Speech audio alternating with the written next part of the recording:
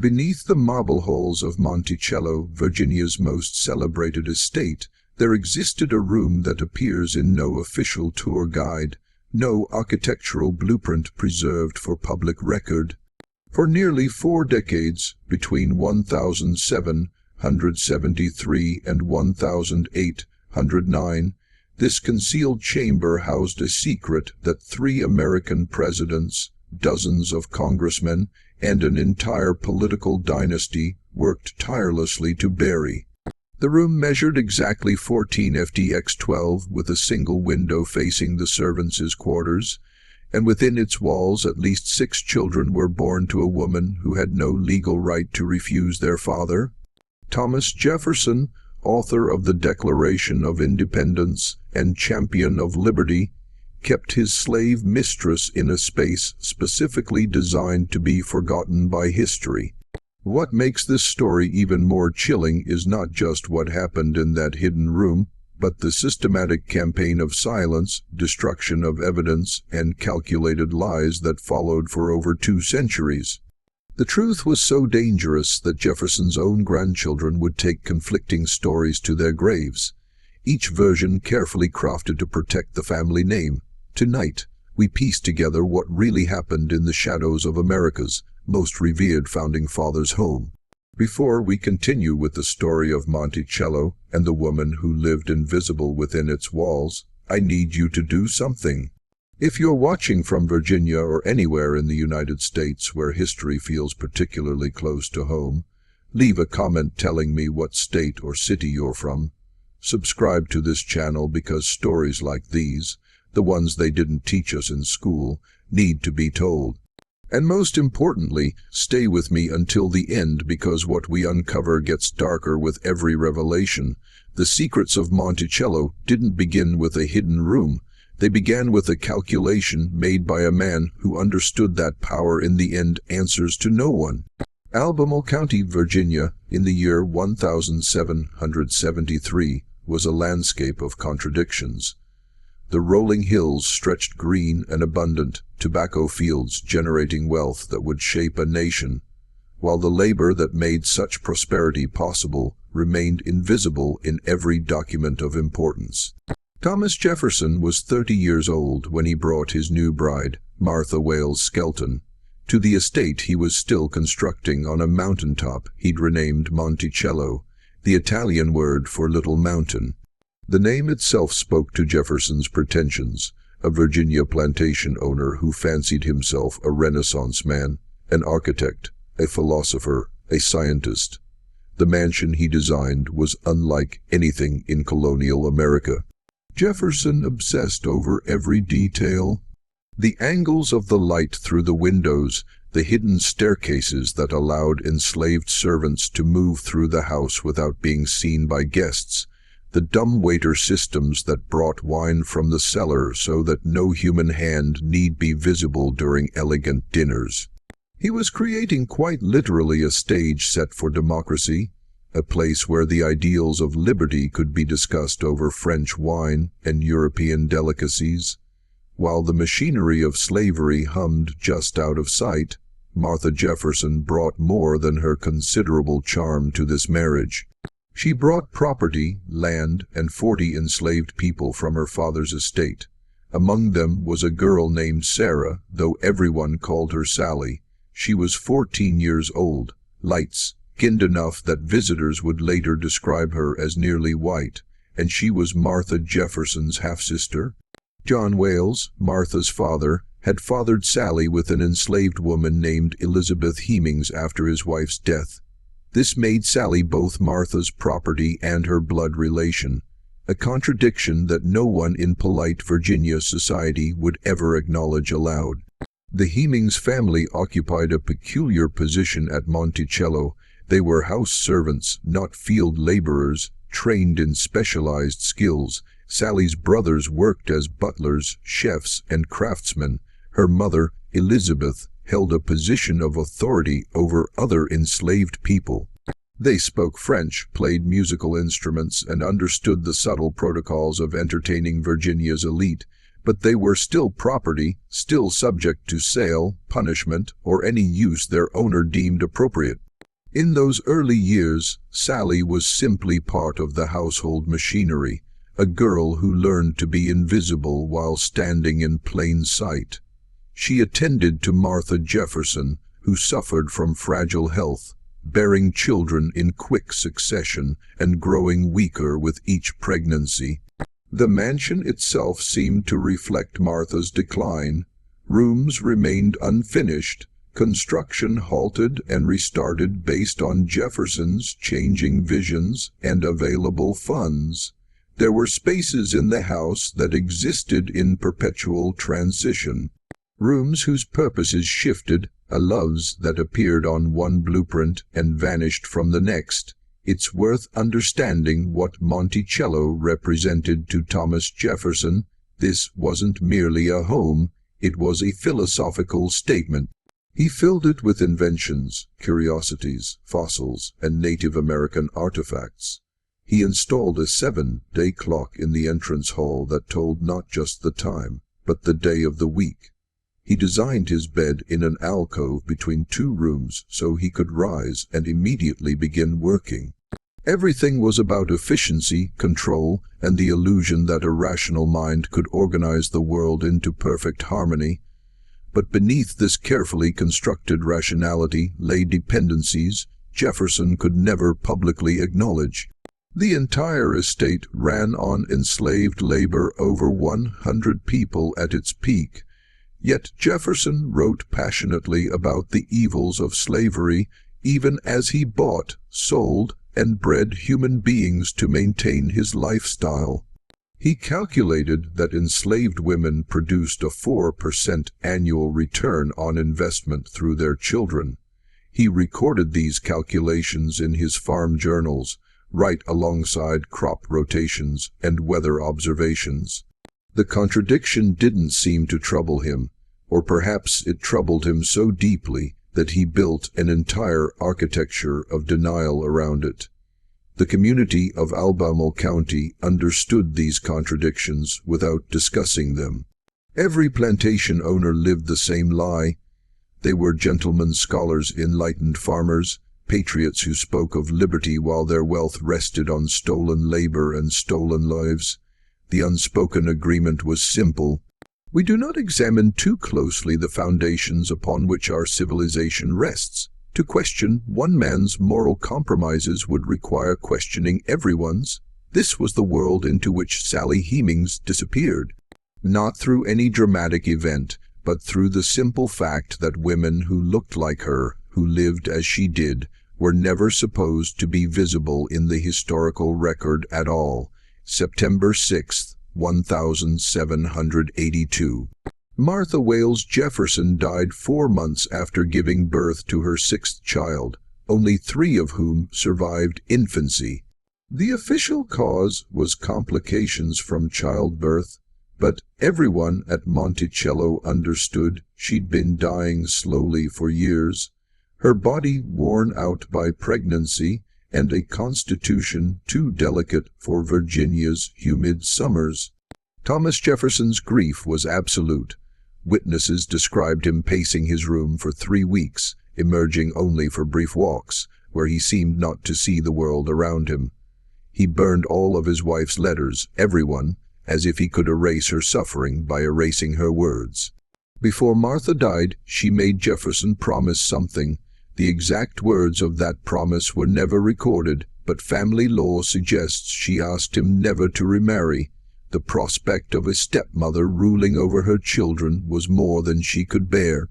Jefferson agreed, and he kept that promise for the remaining 44 years of his life. But promises, like architectural plans, can have hidden meanings and secret spaces. In the months following Martha's death, the household descended into a kind of controlled chaos. Jefferson threw himself into politics, accepting appointments that would take him away from Monticello for years at a time. The children needed care. The house needed management, and Sally Hemings, now 19 years old, found her role shifting in ways that would have seemed unthinkable just months before. In 1784, Jefferson accepted the position of minister to France, replacing Benjamin Franklin in Paris.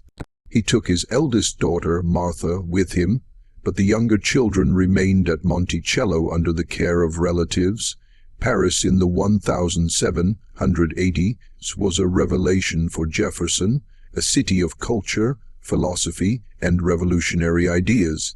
He moved in circles that included the future architects of the French Revolution, men who spoke of liberty, equality, and the rights of man.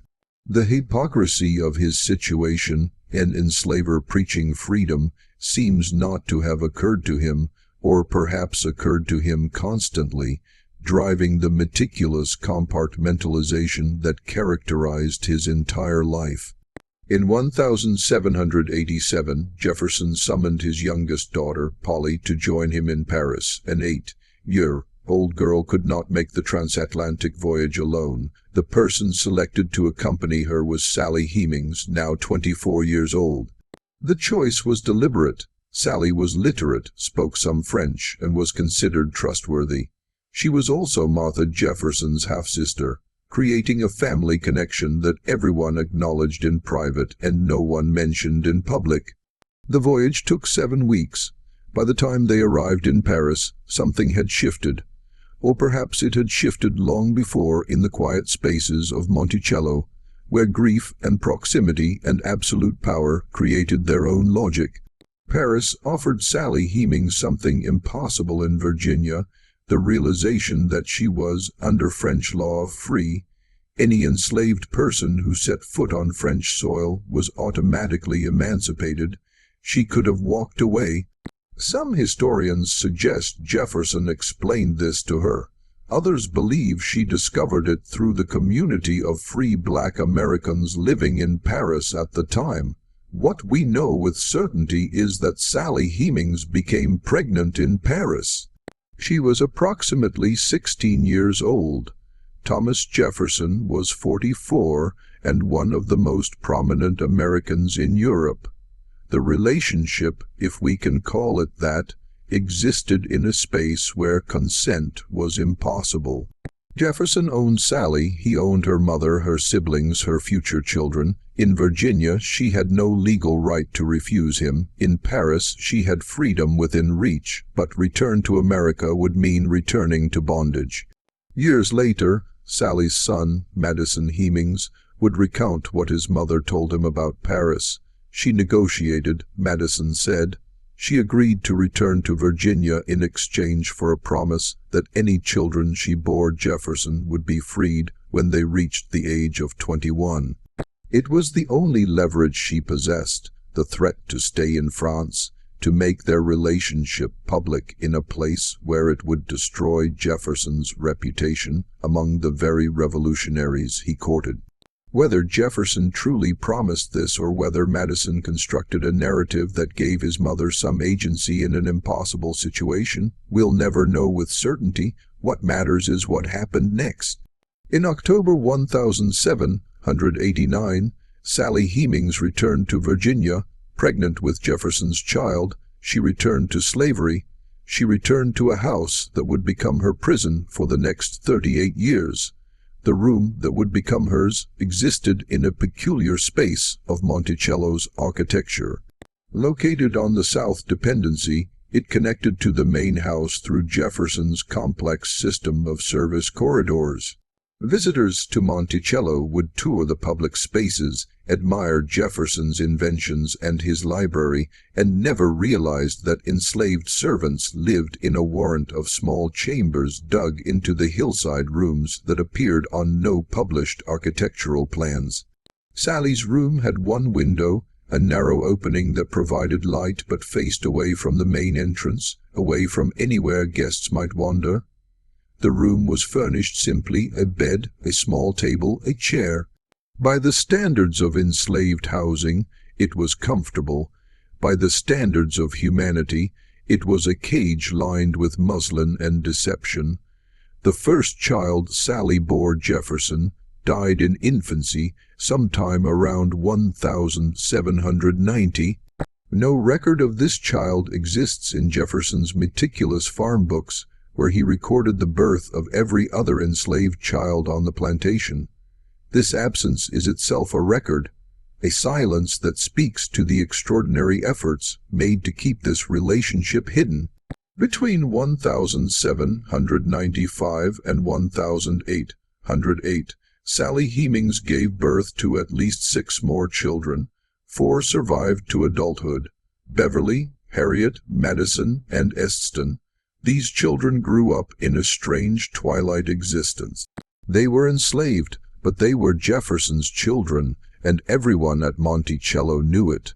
They were given training in skilled trades. They were taught to read and write, illegal for enslaved people in Virginia, but essential for Jefferson's vision of their future. They were kept close to the main house, rarely if ever working in the fields, and they were light-skinned enough that once freed, they could pass as white in American society. Jefferson never publicly acknowledged these children. Not once in thousands of pages of letters, journals, and documents did he mention Sally Hemings as anything other than inventory. Yet, the evidence of their relationship was everywhere. Guests remarked on the enslaved children at Monticello, who bore striking resemblances to Jefferson. One visitor noted that young Harriet Hemings looked so much like Jefferson's white daughter, Martha, that they could be twins. These observations were written down, whispered about, and then carefully forgotten, buried under layers of social convention and willful ignorance. Sally Hemings herself became a ghost within Monticello's walls. Unlike other enslaved people, she never appeared in visitor accounts. She served no meals, greeted no guests, participated in no public aspect of plantation life. She existed in that hidden room, emerging only when Jefferson was present, vanishing from view when he traveled to Washington or entertained political allies. This invisibility was intentional, carefully orchestrated. Jefferson's white family, his daughters and grandchildren who lived at Monticello, maintained a fiction that their grandfather's enslaved mistress simply didn't exist.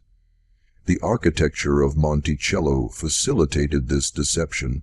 Jefferson had designed the house so that enslaved servants could move through it without being seen. A system of narrow staircases and service corridors meant that meals appeared as if by magic. Fires were tended without visible hands. Chambers were cleaned while the family breakfasted. This same system allowed Sally to remain hidden, a secret built into the foundations of the house itself. But secrets have a way of seeping out like water through cracks in plaster. In 1802, a political enemy of Jefferson's named James Callender published accusations in the Richmond Recorder. Callender, a scandalmonger who felt Jefferson had betrayed him, claimed the president was keeping a slave mistress named Sally and had fathered multiple children with her. He even published crude verses mocking Jefferson. Of all the damsels on the green, on mountain, or in valley, a last so luscious ne'er was seen as Montelian Sally. The accusations created a brief political scandal, but Jefferson's allies rallied. They denounced Callender as a drunk and a liar. They suggested that if any impropriety had occurred at Monticello, it involved one of Jefferson's nephews, not the great man himself. They pointed to Jefferson's impeccable character, his devotion to his late wife's memory, his standing as a philosopher and statesman. The accusations faded, but they never entirely disappeared. They lingered in political gossip, in whispered aids, in the knowing looks exchanged by Virginia's plantation aristocracy. What's remarkable is how easily the public accepted the denials. Jefferson himself never directly addressed the accusations. He maintained absolute silence, and this silence was interpreted as dignity, as being above such base attacks. His family closed ranks. His daughter Martha Jefferson Randolph, who lived at Monticello and surely knew the truth, denied everything. She insisted that the Heming children resembled Jefferson only because they resembled his nephew, Peter Carr, who she claimed was their actual father. This lie would be repeated for generations, a carefully maintained fiction that allowed Jefferson's descendants to preserve his reputation. Meanwhile, in her small room in Monticello's South Dependency, Sally Hemings continued to exist in the shadows. She was approximately 40 years old in 1802 when the scandal broke. Mother to children who were simultaneously enslaved and privileged, living a life of extraordinary constraint and quiet horror. She could not leave. She could not speak publicly. Her entire existence depended on maintaining the fiction of her own invisibility. The room itself bears examination. Historical archaeologists who excavated Monticello in the late 20th century uncovered the foundations of the South Dependency, those hidden chambers where enslaved servants lived. They found buttons, fragments of ceramics, medicine bottles, the material detritus of lives lived just out of history's sight. Sally's specific room has never been definitively identified, but we know it existed. We know she lived apart from other enslaved people in a space that connected directly to Jefferson's private quarters through those secret corridors. We know the architecture was designed to keep her both close and hidden. Think about what this means. Every architectural choice Jefferson made, every corridor and staircase and carefully angled wall served dual purposes. The house was a stage for Enlightenment ideals, and it was a machine for keeping shameful truths hidden. The same ingenuity that Jefferson applied to his inventions, his rotating bookstands, and his hideaway beds, he applied to concealing Sally Hemings, the room where she lived, where she bore his children, where she spent decades of her life, was designed from the beginning to be forgotten. As Thomas Jefferson aged, the contradictions of his life became more pronounced.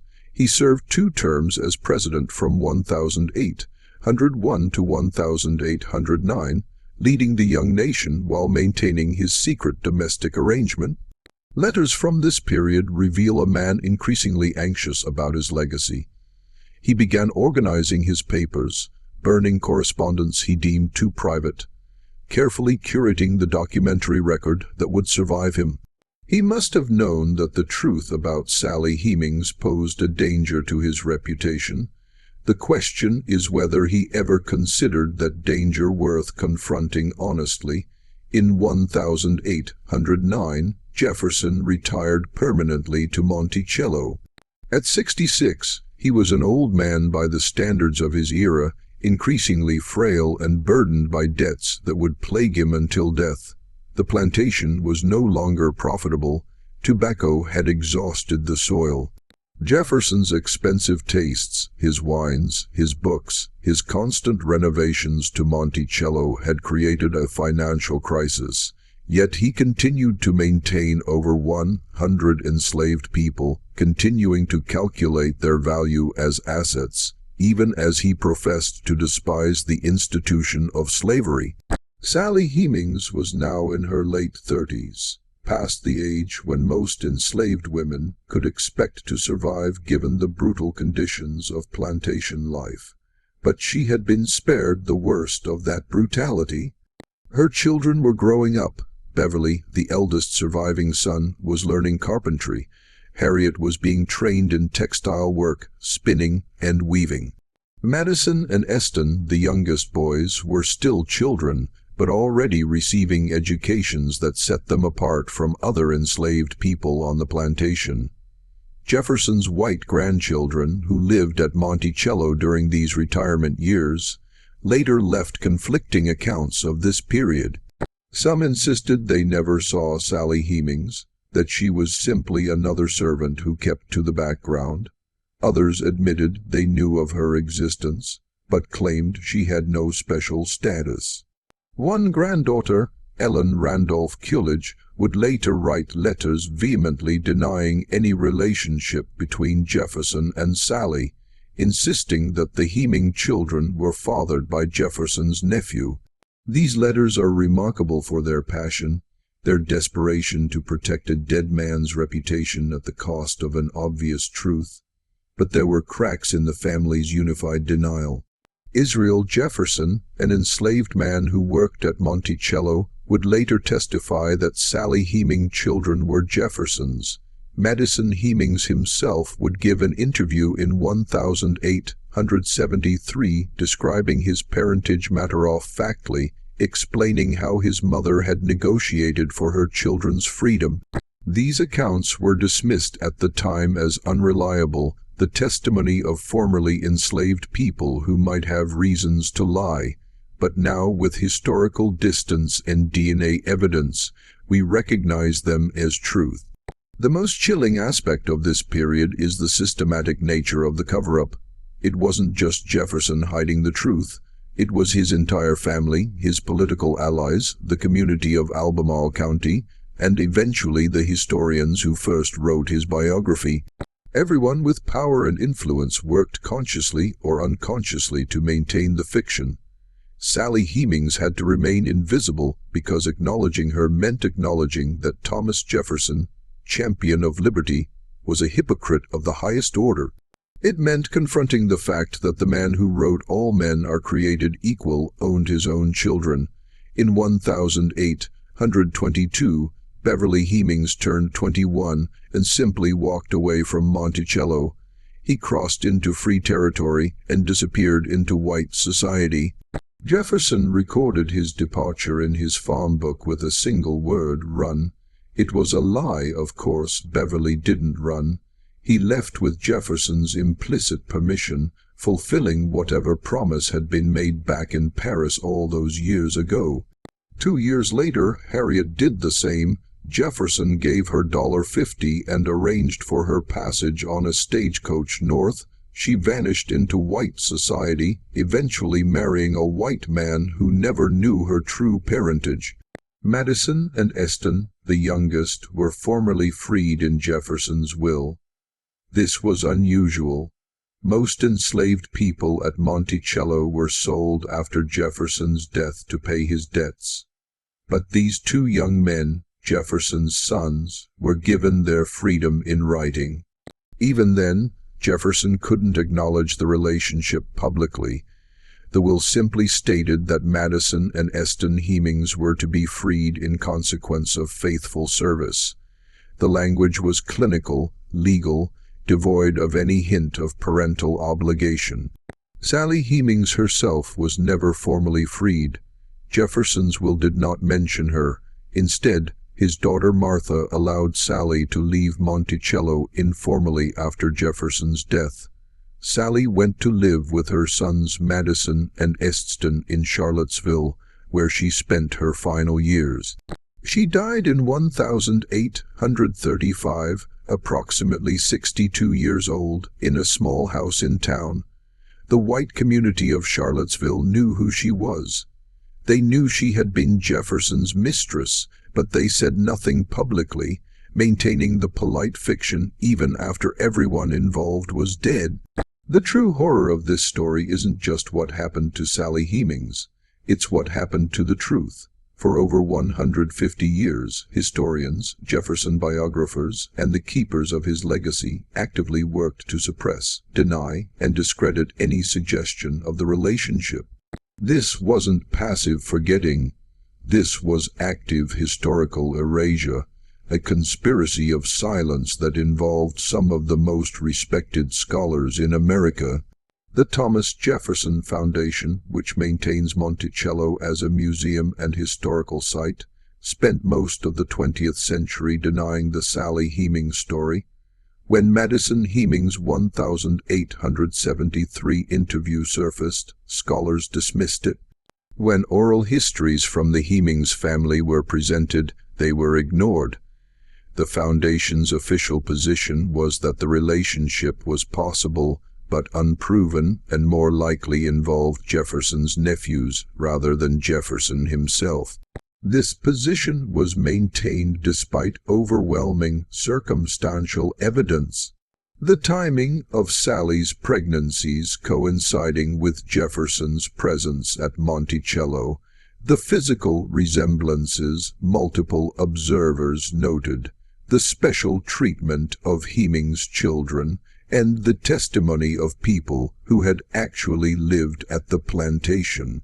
Why did this matter so much? Because Thomas Jefferson is foundational to American identity. He wrote the Declaration of Independence. He embodied Enlightenment ideals. He represented the best of what the founding generation aspired to be. Admitting that he owned and repeatedly impregnated an enslaved woman beginning when she was as young as 14, and he was in his mid-40s, meant admitting that the entire founding mythology was built on a lie. It meant confronting the reality that the men who wrote eloquently about freedom were simultaneously engaged in one of history's greatest crimes. The conspiracy to hide the truth had many layers. Jefferson's immediate family, as we've discussed, denied everything, but the cover-up extended far beyond them. Early biographers of Jefferson had access to evidence of the Heming relationship, but chose not to include it in their published works. They judged that such information would damage Jefferson's reputation and therefore harm the nation itself. The logic was circular and self-serving. Jefferson must be protected because he represents America's ideals. And America's ideals must be protected because they're embodied by men like Jefferson. Academic historians joined the conspiracy, though many wouldn't have thought of it that way. They demanded impossibly high standards of proof for the Heming story, while accepting much flimsier evidence for other aspects of Jefferson's life. When oral histories from enslaved people were offered as evidence, scholars dismissed them as unreliable. When DNA testing became available in the 1990s, there was fierce resistance to applying it to Jefferson's descendants. The Thomas Jefferson Foundation fought against DNA testing for years, arguing it would be disrespectful to Jefferson's memory. Think about what this means. For more than a century and a half, the story of Sally Hemings was treated as scandalous rumor, something respectable people didn't discuss. Her children and grandchildren, who knew the truth intimately, were dismissed as liars or confused. The material evidence, the room where she lived, the records of her children's births, the correspondence that hinted at the truth was systematically ignored or reinterpreted. And all of this was done in the name of protecting history, preserving Jefferson's legacy, and maintaining American myths about its founding. The room itself, that hidden chamber in Monticello's South Dependency, became a physical manifestation of this historical denial. After the Civil War, when Monticello fell into disrepair, the South Dependency deteriorated. The rooms where enslaved people had lived collapsed, were covered by vegetation, were literally buried under earth and time. When the Thomas Jefferson Foundation began restoring Monticello in the early 20th century, they focused on the main house, the public spaces, the areas where Jefferson's genius as an architect was most visible. The servants' quarters were left buried. It wasn't until 1941 that archaeologists began excavating the South Dependency. They found the foundations of rooms, the artifacts of daily life, evidence of the hidden world that had sustained Monticello's elegant facade. But even then, even as they uncovered these spaces, the historians and curators didn't connect them to Sally Hemings. They described them generically as servants' quarters and moved on. The specific room where Sally lived, where she bore Jefferson's children, remained unidentified and unmarked. Visitors to Monticello in the mid-10th century would tour the house and never hear Sally Hemings' name. Tour guides were instructed not to mention her. If visitors asked about the calendar allegations from 1802, guides were trained to dismiss them as political slander. The official Monticello tour was a carefully choreographed performance presenting Jefferson as a Renaissance man, a loving grandfather, a brilliant architect, and a reluctant slaveholder who privately despised the institution. The fact that he'd held his own children in bondage, that he'd maintained a decadal-long sexual relationship with an enslaved woman who had no legal right to refuse him, was simply erased from the narrative. This erasure required constant effort. New evidence kept surfacing. Researchers discovered Jefferson's farm books, which recorded the births of Sally's children and correlated precisely with Jefferson's documented presence at Monticello. They found Jefferson's expense records showing special treatment for the Hemings family. They analyzed the timing of pregnancies and Jefferson's travels, finding perfect correspondence. Each piece of evidence was explained away, reinterpreted, or simply ignored. The conspiracy even extended to physical spaces. When the Thomas Jefferson Foundation finally acknowledged in the 1990s that the relationship likely occurred, they still struggled with how to present it to the public. Where do you place Sally Hemings in a tour of Monticello?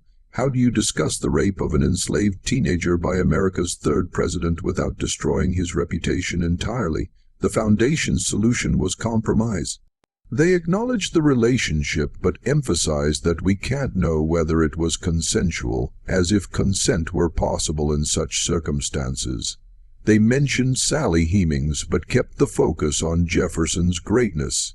The truth began to slip through the cracks long before Thomas Jefferson's death. But the conspiracy to contain it was already in motion. In 1802, when James Calenderer published his accusations in the Richmond Recorder, Jefferson made a calculated decision. Absolute silence, he would not dignify the charges with a response. His political allies rallied immediately, flooding newspapers with denials, character assassinations of Callender, and alternative explanations. The strategy was brilliant in its simplicity. Make enough noise around the accusation that the accusation itself becomes lost in the chaos. But Calenderer had sources. He had spoken to people who had visited Monticello, who had seen Sally Hemings, who had noted the resemblances between Jefferson and certain enslaved children. His descriptions were too specific to be pure invention. He wrote about dusky Sally and her children, naming them, describing their appearances, even estimating their ages with accuracy that suggested real information. Jefferson's allies countered by suggesting that if any impropriety had occurred, it involved Jefferson's nephews, Samuel and Peter Carr, sons of his sister. This alternative narrative was planted deliberately, and it would be repeated for over a century. The Carr brothers never publicly confirmed or denied these allegations. Samuel Carr died in 1855, Peter in 1815. Neither left any statement about the paternity of Sally Hemings' children. Their silence was convenient. Dead men could be blamed without consequence. Jefferson's daughter, Martha Jefferson Randolph, who lived at Monticello throughout her father's relationship with Sally, became the chief architect of the Carr narrative. She told her children that Peter Carr was the father. She told visitors. She told anyone who asked. The lie became family gospel. What Martha knew and what she could never publicly acknowledge was that she had lived in the same house as her father's enslaved mistress for decades. She had seen Sally Hemings pregnant, had seen the children born, had noted the resemblances that visitors remarked upon. But acknowledging this meant acknowledging that her father, the great Thomas Jefferson, was a hypocrite who preached liberty while holding his own children in bondage. It meant acknowledging that her inheritance, Monticello itself, was built on stolen labor and sexual violence, so she lied, and she taught her children to lie, and those children taught their children. Jefferson himself went to his grave without ever addressing the allegations. He died on July 4, 1826, 50 years to the day after the Declaration of Independence was signed. The symbolism was noted widely. Jefferson, author of America's founding document, dying on its anniversary, the newspapers eulogized him as a patriot, a philosopher, a statesman. Not one major obituary mentioned Sally Hemings or the scandal that had dogged his presidency. The conspiracy of silence had succeeded, but death brought complications Jefferson hadn't fully anticipated. He died deeply in debt, over $107,000, an astronomical sum for 1826. Monticello and everything in it would have to be sold to satisfy creditors. This included the enslaved people, over 100 human beings who would be auctioned off to pay for Jefferson's expensive tastes, his wines and books, and architectural ambitions. Jefferson's will made provisions for only 5 enslaved people to be freed: Madison Hemings, Eston Hemings, and 3 of Sally's nephews. The language was carefully neutral. They were being freed for their faithful service, not because they were Jefferson's children. Sally Hemings herself was not mentioned in the will. This omission was deliberate. Formally freeing Sally would have required explaining why she deserved this privilege when other enslaved women at Monticello did not. It would have drawn attention to her special status, raising questions Jefferson's family was desperate to avoid. Instead, Martha Randolph simply allowed Sally to leave Monticello after the estate was settled. It was an informal arrangement, a gentleman's agreement that avoided legal documentation. Sally went to live with her sons Madison and Eston in Charlottesville, existing in a kind of legal gray area.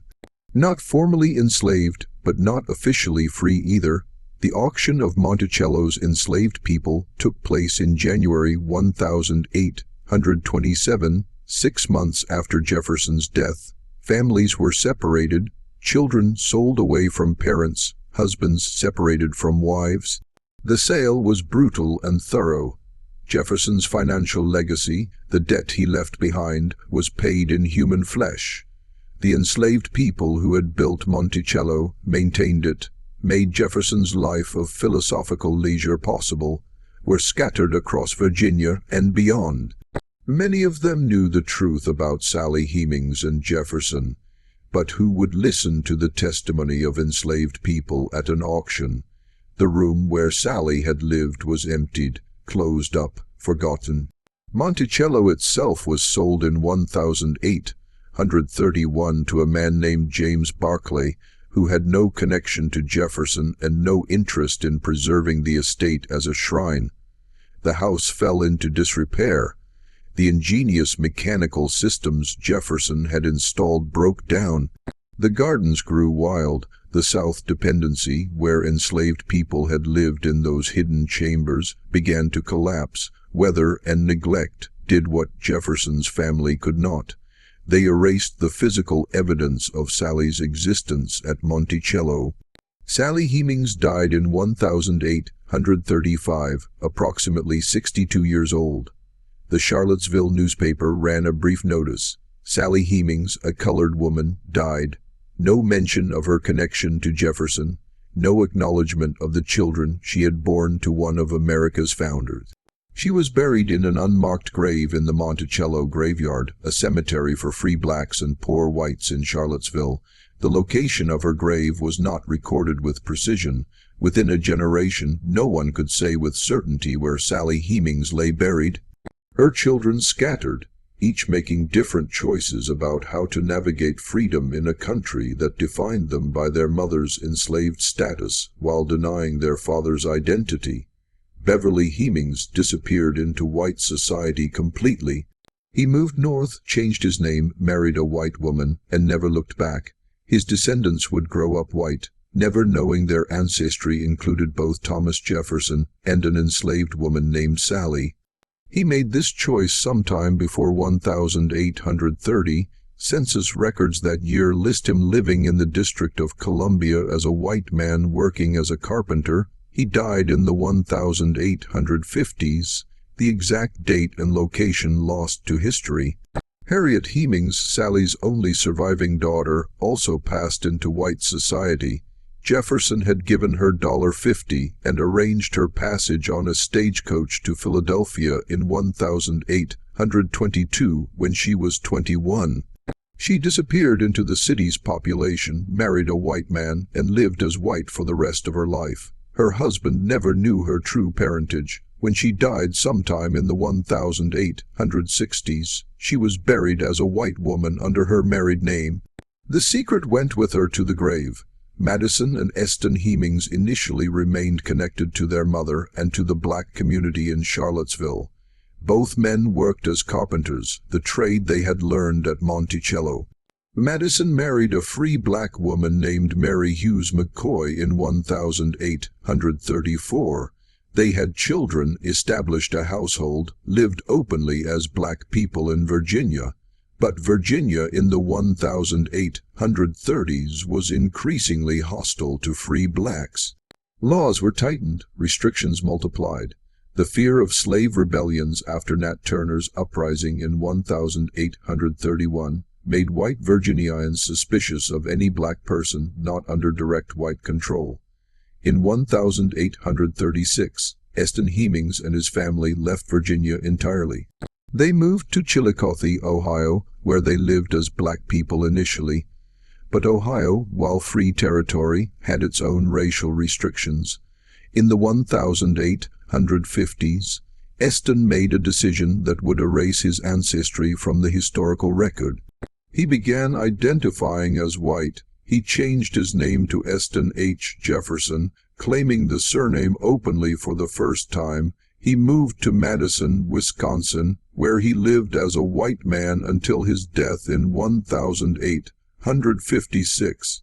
His children grew up white, married white spouses, and their descendants had no idea they carried Thomas Jefferson's blood mixed with that of an enslaved woman. Madison Hemings remained in Ohio, living as a black man, working as a carpenter, raising his family in the small black community of Chillicothe. He was 68 years old in 1873 when a local newspaper editor named S.F. Wetmore interviewed him for the Pike County Republican. Madison told his story plainly without dramatics or embellishment. He described his grandmother Elizabeth Hemings, his mother Sally, the relationship with Thomas Jefferson that everyone at Monticello knew about but no one discussed publicly. He explained how his mother had negotiated in Paris for her children's freedom. He named his siblings, described their fates, spoke about growing up at Monticello as Jefferson's enslaved son. The interview was published on March 13, 1873.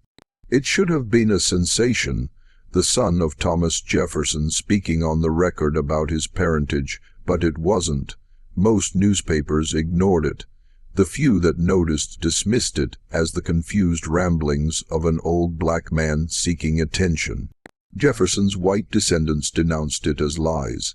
Historians already constructing the heroic narrative of Jefferson that would dominate textbooks for the next century saw no reason to take Madison Hemings's testimony seriously. He was black.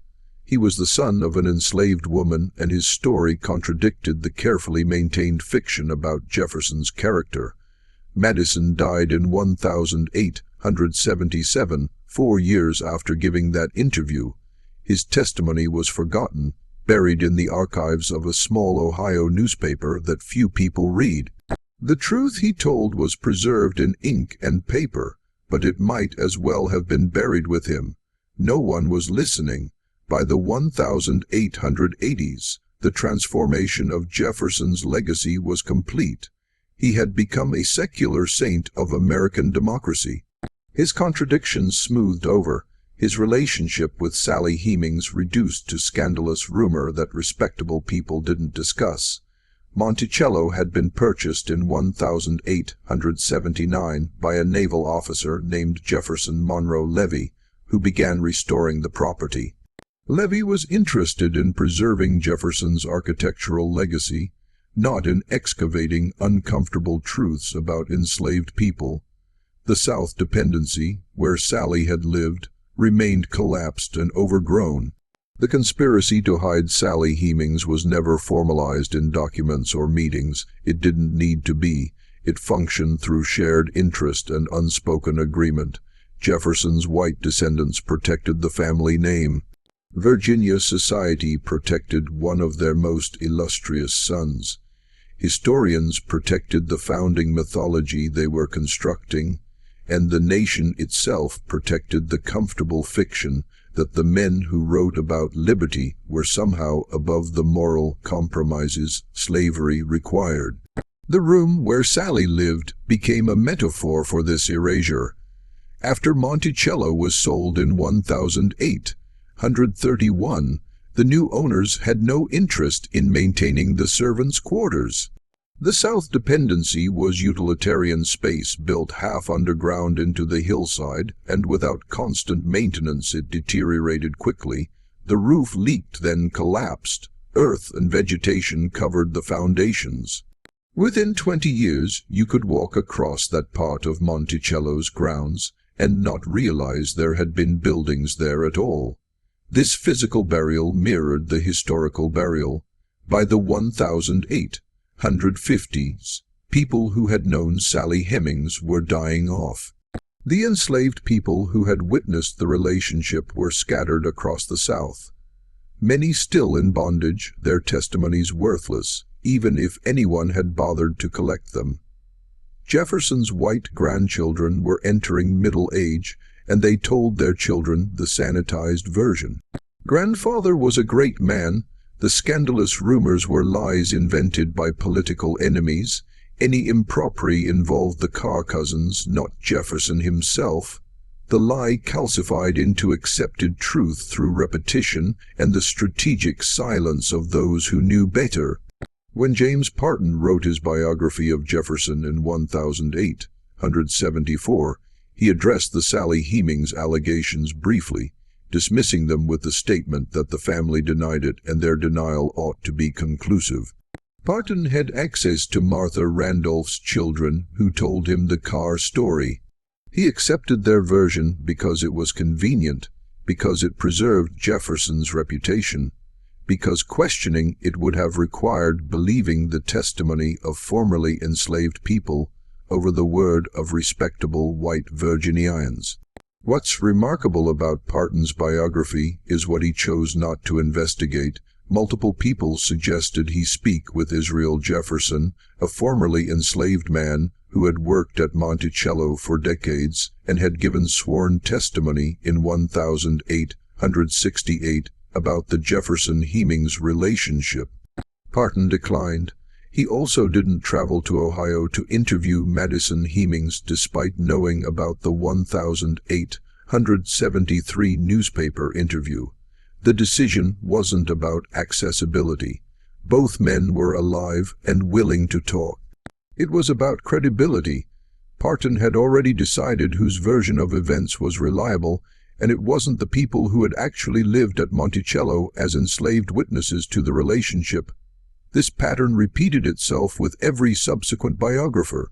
They had access to evidence, farm books showing the timing of Sally's pregnancies, visitor accounts noting resemblances between Jefferson and certain enslaved children, testimony from people who had lived at the estate. But they dismissed or ignored this evidence because accepting it would have required dismantling the heroic narrative they were constructing. Jefferson was becoming larger than life, a founding saint of American democracy, and saints don't rape enslaved teenagers. By the 1890s, the United States was in the midst of constructing a particular kind of national mythology. The Civil War was being rewritten as a tragic conflict between honorable men on both sides. Reconstruction was being framed as a mistake, a period of corrupt government and racial upheaval that justified the restoration of white supremacy. Jim Crow laws were spreading across the South, establishing legal segregation and disenfranchisement of black citizens. In this context, any suggestion that Thomas Jefferson had fathered children with an enslaved woman was not just personally scandalous, it was politically dangerous. It undermined the racial hierarchies being reconstructed after slavery's end. Think about what was at stake. If Americans acknowledged that Jefferson had fathered black children, it meant acknowledging that racial categories were not absolute, that white and black could mix in the bodies of people who looked white, sounded white, and lived as white. It meant admitting that some of Jefferson's descendants were living as white Americans, indistinguishable from their neighbors, carrying both his legacy and the legacy of slavery in their blood. This was intolerable in an era dedicated to maintaining rigid racial separation. The historical establishment closed ranks with increasing sophistication when Henry S. Randolph published his 3-volume biography of Jefferson in 1858. He included a letter from Jefferson's grandson Thomas Jefferson Randolph explaining away the Heming children as products of the Carr brothers. This letter became the standard reference cited by subsequent biographers as definitive proof that Jefferson was innocent of the charges. The letter claimed that Peter Carr had confessed to being the father while sobbing drunk one night, a conveniently dramatic scene that left no witnesses and no corroboration. The Randolph letter was filled with inconsistencies. It claimed the Carr brothers were at Monticello during the time Sally became pregnant, but plantation records showed they were often elsewhere. It suggested Sally had relationships with both Carr brothers at different times, a claim that made no sense given the sequential nature of her pregnancies. But these inconsistencies didn't matter. The letter came from a Jefferson descendant. It was written in elegant prose, and it offered an explanation that preserved Jefferson's honor. That was enough. Meanwhile, the Heming descendants lived their lives in obscurity, carrying knowledge that the broader world refused to accept. Madison Heming's children grew up knowing their grandfather was Thomas Jefferson. But what good did that knowledge do them? They were black in an America that was making blackness synonymous with inferiority and disenfranchisement. Claiming Jefferson ancestry didn't open doors. It invited mockery or accusations of delusion. Better to stay quiet, maintain family oral histories privately, and not challenge a historical narrative that had no interest in believing them.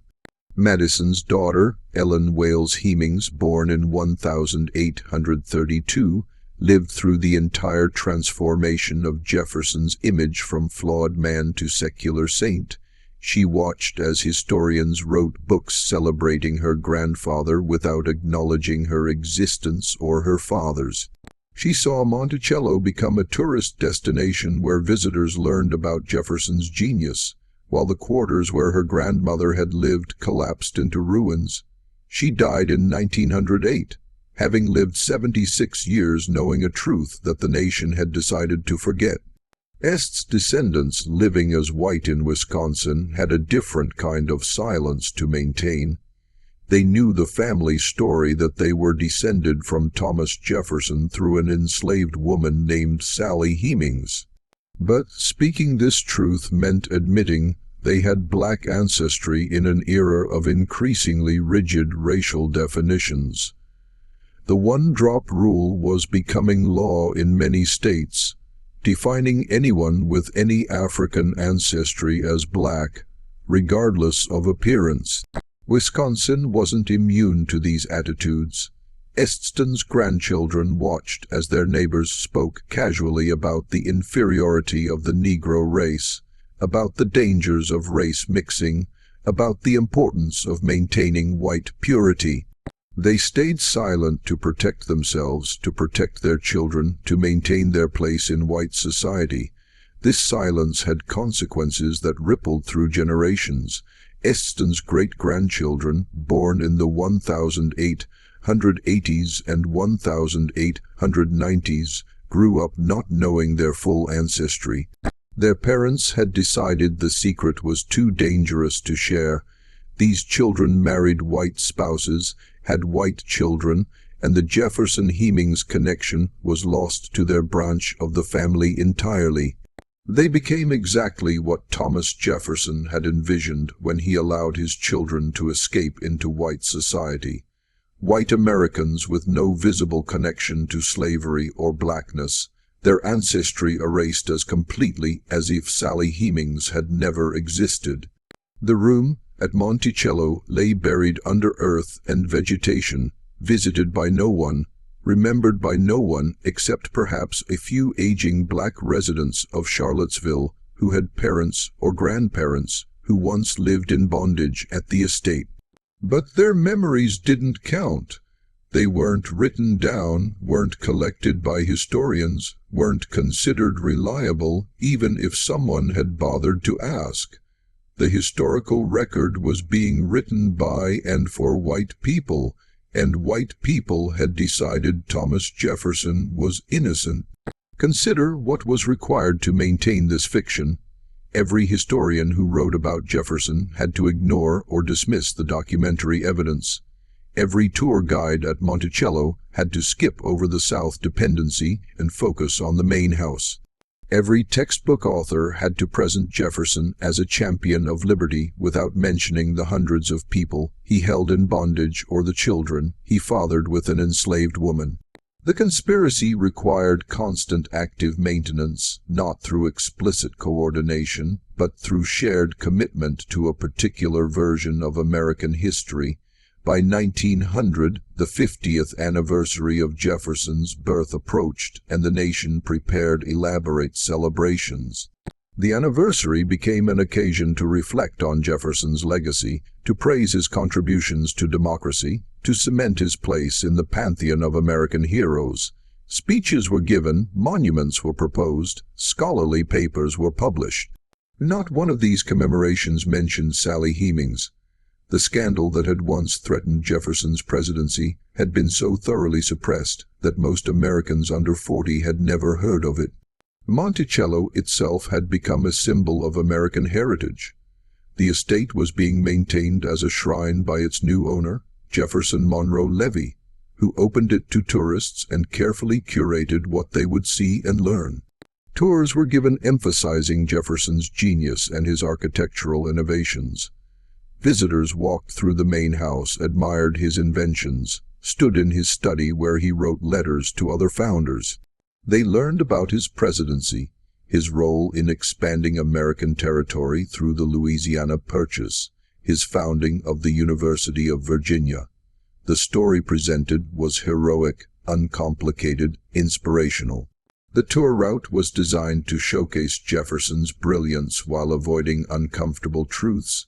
Visitors saw his bed in the alcove between two rooms, his clever design allowing him to rise and immediately begin working. They saw the great clock in the entrance hall with its cannonball weights marking the days of the week.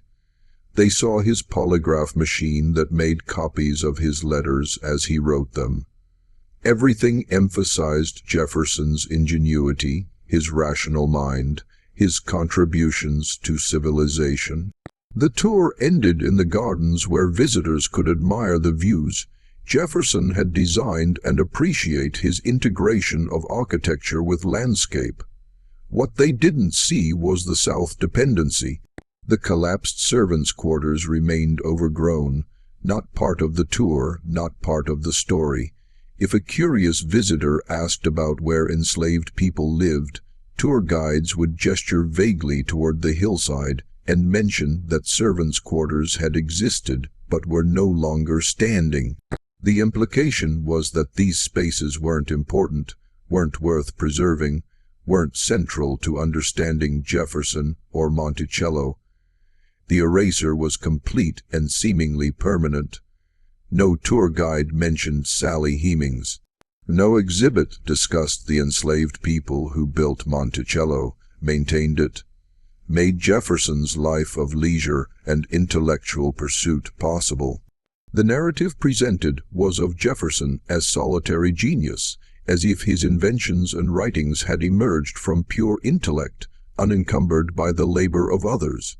The hundreds of enslaved people who had made Monticello function, who had cooked the meals, tended the fires, cleaned the rooms, worked the fields, raised the livestock, were invisible in this telling. And Sally Hemings, who had lived in the house for nearly 4 decades, who had borne Jefferson's children in that hidden room, was erased most completely of all. This erasure extended beyond Monticello itself. By 1910, history textbooks used in American schools presented Jefferson without complexity or contradiction.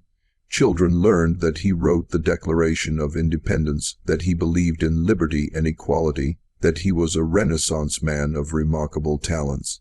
They learned nothing about slavery at Monticello, nothing about Sally Hemings, nothing about the distance between Jefferson's ideals and his actions. The textbooks presented a sanitized version designed to inspire patriotism and pride, not to encourage critical thinking about the founding generation's moral compromises.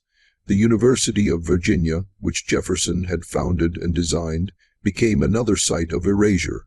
The university celebrated Jefferson as its founder, placing his statue prominently on campus, naming buildings after him, incorporating his architectural vision throughout.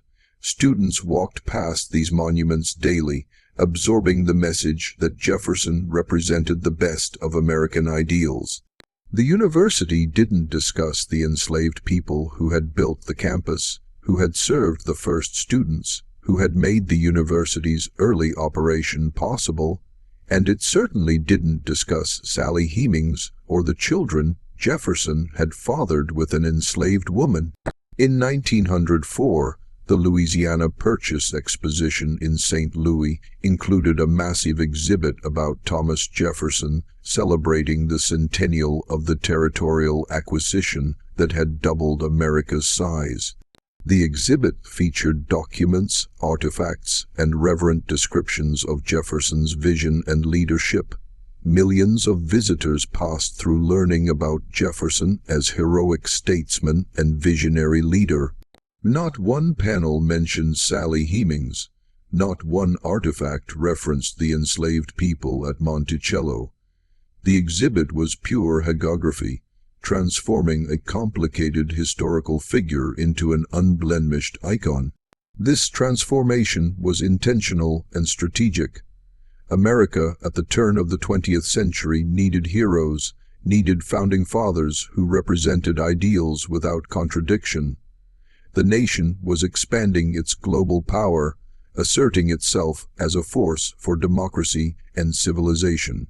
Having founding fathers who were also slaveholders and rapists complicated that narrative. Much simpler to quietly forget the uncomfortable parts and focus on the inspiring rhetoric about liberty and equality.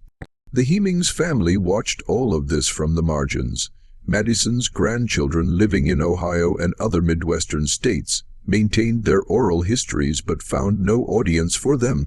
When they tried to tell people they were descended from Thomas Jefferson, they were met with disbelief or hostility. White Americans didn't want to hear that Jefferson had black descendants. Black Americans often didn't believe it either. The claims seemed too grandiose, too convenient, too much like the fantasies some people constructed to cope with the trauma of slavery. So the knowledge became private, shared only within families, passed from grandparents to grandchildren in quiet conversations. Don't talk about this publicly. Don't expect anyone to believe you. Just know your history, preserve it, pass it on. Maybe someday it will matter. Maybe someday someone will listen. But for now, in 1910, in an America committed to racial segregation and to heroic mythology about its founders, there was no space for the truth about Sally Hemings. The room remained buried under earth and time, a physical manifestation of historical denial.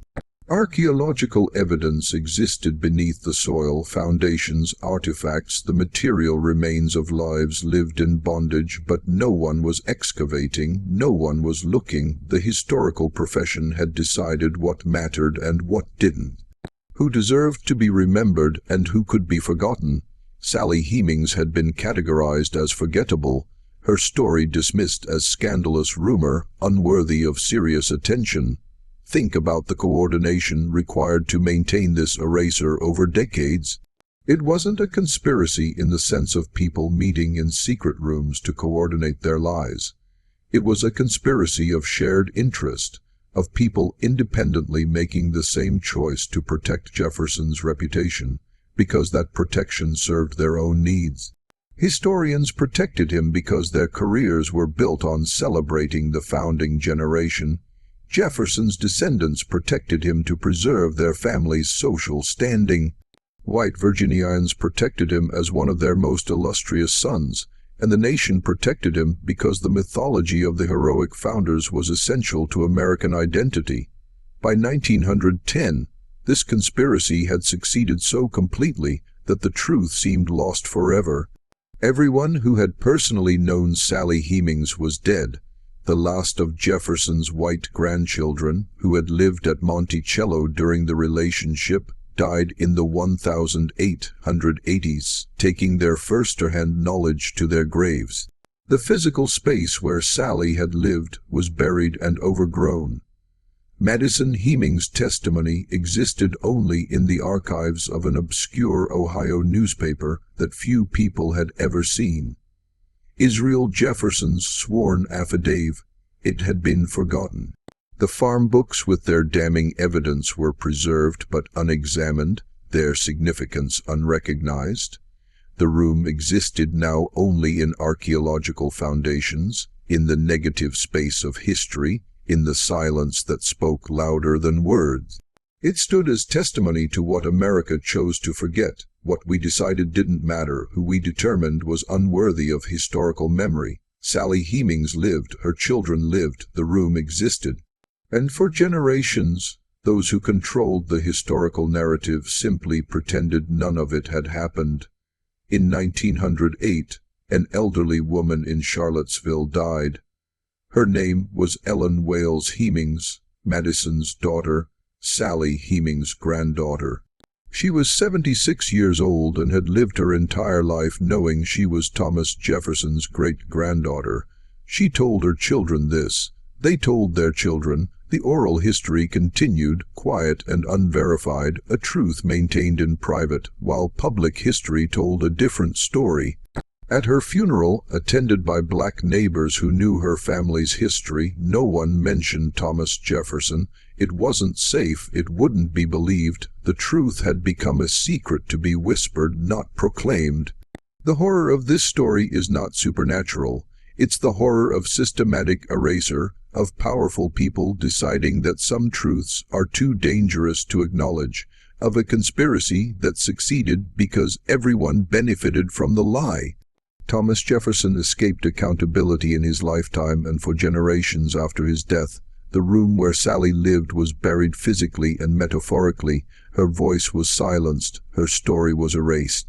And American history moved forward as if she had never existed. That erasure, that calculated forgetting, that successful conspiracy to hide an obvious truth, that's the real horror.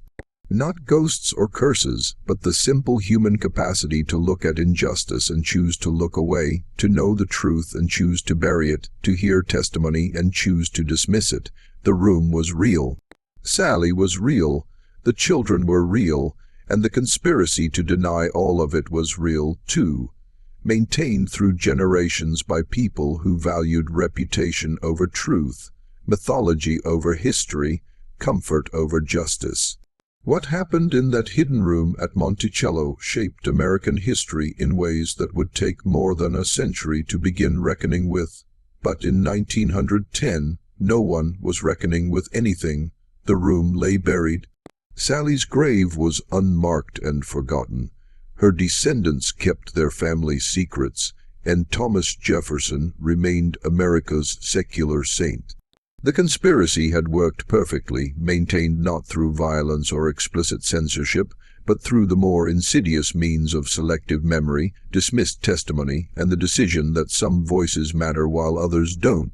Young men at the University of Virginia in 1910 walked past Jefferson's statue on their way to class, inspired by his legacy.